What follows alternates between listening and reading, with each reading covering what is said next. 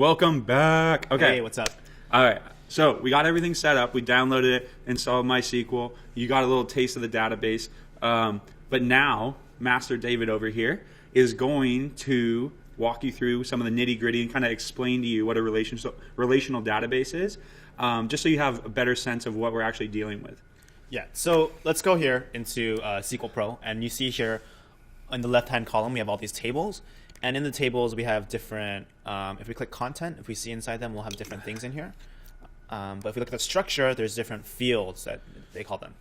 And so you might be confused, like, what is this? What's a table? What's a field? Like, how am I going to even like navigate around this? So let me just break it down to you and maybe explain it by comparing it to something you're more familiar with, which is an Excel spreadsheet. Like, I'm sure you've worked with that, crunching numbers for your micromanaging boss or whatever. But let's go here. So how about this? This looks familiar, right? This is like a table. At the top, you usually have your main columns, and at the bottom, you have records for each thing. So this is like a film spreadsheet, and it tells us the film ID, the title of the different films here, and then the descriptions for each film, the release year, all that information.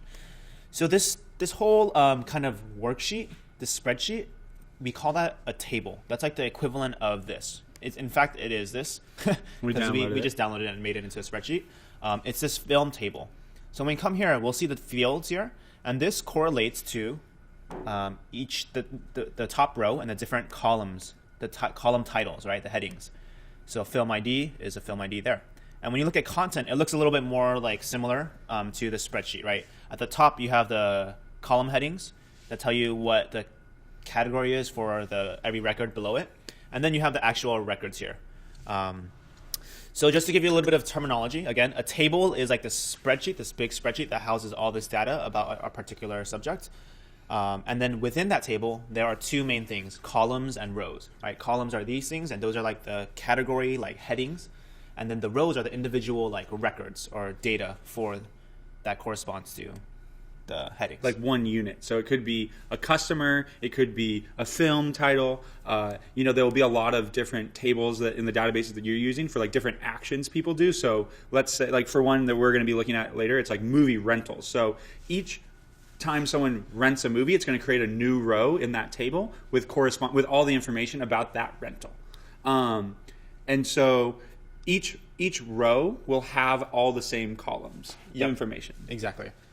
So now we understand a basic idea of what a table is, but now we have to understand that there's multiple tables, right? We'll see here there's all these yellow things, and those are all like tables. That's kind of like the icon for a table. And so we have all these different tables. There's a table for film, there's a table for film actor, and a table for film category.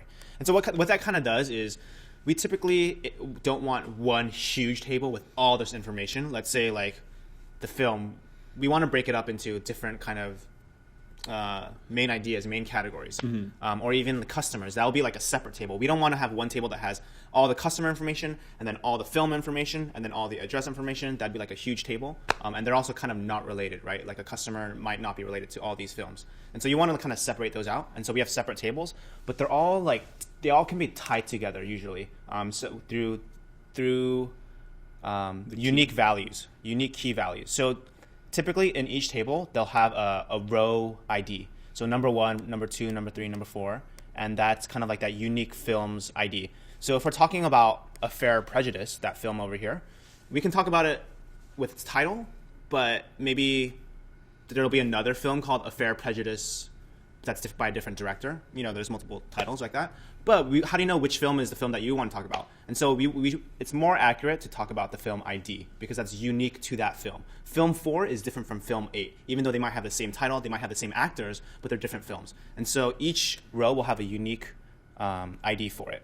And then that will connect, you can usually connect that to here. So film actor, we have actor IDs. So right here we have actor 1. That's kind of, maybe you might think that's dehumanizing or whatever, but it's just a way for us to categorize unique actors. So let's say actor 1 is our dear friend Pete Sefton. He's a superstar actor, multiple Academy Awards winners, and he's in multiple films, right? And so we want to tie him to all those films, and so we'll tie him to a film ID. So he's in film ID number 1, he's in film number 23. And so we can go to film 1 and see, he's an Academy dinosaur. It was a good a one. blockbuster. That Was one pretty real good. incredible. That was his debut. And then just sequel, Anaconda Confessions. So he was in both of those films. And so you'll see like through these kind of ID fields, ID values, you can connect different tables together. And that'll be important as we go on.